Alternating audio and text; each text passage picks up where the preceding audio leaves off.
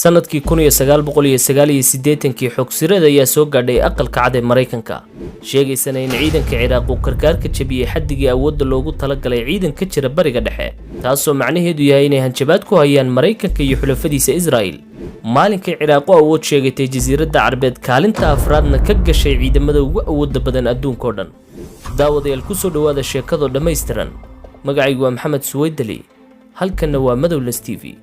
sanadkii 1921 ayaa la abqaalay ciidankii xudunta oo boqortooyada Ciraaq jiradoodu waxay gaadhisay 6,000 askari Ciraaq oo xilligaasi gacanta ugu jirtay maamulkii Ingiriiska ayaa ciidankeedu gaadhka ka hayeen danaha boqortooyada Britain oo kaliya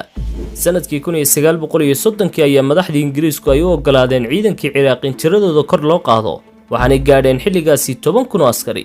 markii la gaadhay 1932 oo ay Ciraaq madaxbannaanideedii ka qaadatay xoogagii boqortooyadii Britain ilaa kontomeedyada qarnigii galbeed ciidanka Ciraaq waxa ku socday koritaan xawliya balse ma aysan gaarsiisnayn heer ay ugu babacdhigi karaan wadamada shisheeye iyo mandaqada ay ku yaaliin sanadkii 1958 waxa kuftay boqortooyadii Ciraaq ka talinaysay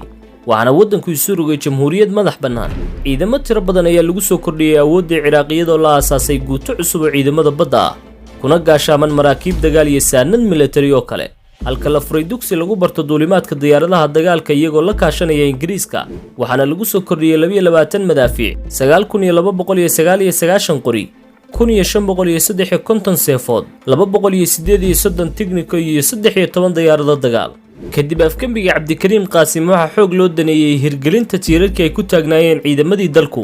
waxaanay la bahoobeen dawladihii hanti wadaagga iyo midowgii Sofiyeetiga Ciraaqna markii uu horeysay waxay yeelatay kaarayaal gantaalo diyaarado Sofiyeetiga iyo ciidamadii badda awoodooda kor loo qaaday inkastoo kobaca xawliya ku socday ciidamadii Ciraaq haddana lama ay tartami kareen cadawgeeda Iiraan xilligii Shah oo loo diiwaan galiyay inay aagga Khaliijka iyo bariga qaaradda Aasiya ugu awood badnaayeen marka laga yimaado Turkiga Masar iyo Israa'iil sanadkii 1979 waxay isbedeli doontaa fikradii laga haystay laba dawladood oo isculaadinayay waa dhacdo dhinac kale u rogtay wadadii ay taariikhdu ku socotay maamulo cusub oo ku soo booday jagada laba dawladood oo qarka u saarnaa inay dagaalamaan Iiraan bulshadu waxay ganafka ku dhufteen Shah waxaana talada la wareegay Ruuxullah Khomeini Ciraaq xisbigii bacsiga ayaa isqalaabay waxaana xukunka loo dhiibay Saddam Hussein si ay dawladda Ciraaq u bilowdo dagaal hub urursiya oo bedeli doona jihadii ay duufaantu u socotay iyadoo ka sare mari doonta dhanka awoodda ciidan Iiraan ta isculaadiyaan balse waxa dhici doona wuxuu diiwaan galiyay ciidan Ciraaq leedahay oo awoodda dunida kaalinta afraad ka galay sanadii 1980 waxa bilaabmay dagaalkii u dhaxeeyay Iiraan iyo Ciraaq dagaalka oo ka galaaftay labada dhinacba 100,000 oo qof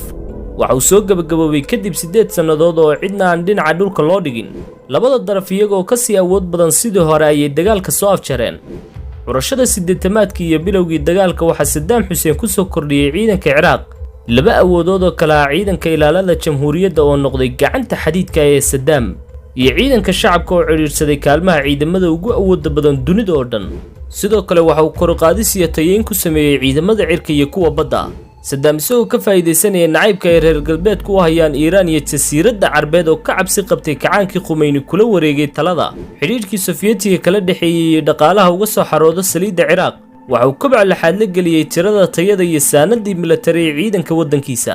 si uu uga dhigo kuwa lagu tiriyo ciidamada ugu xoogga badan dunida xilligaasi haddii aan dhanka tirada eegnana ciidankii dhowrka kun ahaa waxa uu dhaafay xayndaabka milyanka iyagoo xoogagii dhulka oo kaliya ay gaadhayeen 350,000 oo askari kana koobnaa dhammaan ciidamadii kala duwanaa ee Ciraaq waxaanay ku gaashaanaayeen 2,600 oo kaare 400 oo gaadhi 1,200 oo tiknika 1,800 oo gawaadhida xamuulka iyo 2,100 gaadiidka nooca madaafiicda rida dhanka tababarka haddaynu eegno waxay ahaayeen mid si fiican loo diyaariyay gaar ahaan ciidanka ilaalada jamhuuriyadda oo ka koobnaa 150,000 oo askari ciidankii Saddam Hussein u gaarka waxa tiradiisu gaadhaysay 16,000 oo askari haddaba aynu jaleecno ciidankii cirka ee xilligii Saddam oo ka koobnaa 20,000 oo askari kuna gaashaanaa 316 diyaaradood ayna ka mid ahaayeen 180 diyaarado dagaal 130 nooca gantaalada rida 6 kormeelayaal 6 shidaalka u qaada diyaaradaha dagaalka 41 xamuul oo rara ciidanka 154 diyaaradaha tababarka iyo 164 oo nooca qumaatiga u kaca dhanka ciidanka difaaca cirka waxa uu ahaa xilligaasi kan ugu fiican qaaradda Aasiya waxaanu ka koobnaa 17,000 askari. ciidankii badda oo tiradiisu dhaaftay 20,000 askari waxa gacanta ugu jiray 150 maraakiibta dagaalka iyo 3 doomaha iska caabiya miinooyinka. kuwaasi waxay ahaayeen ciidankii rasmiga ah ee Ciraaq lahayd oo milyanka sare u dhaafay, balse ciidanka shacabka oo loo yagleelay inay ka difaacaan xukuumadda dhaqdhaqaaqyada mucaaradka ee dalka gudihiisa waxa tiradiisu dhaaftay 600,000 askari.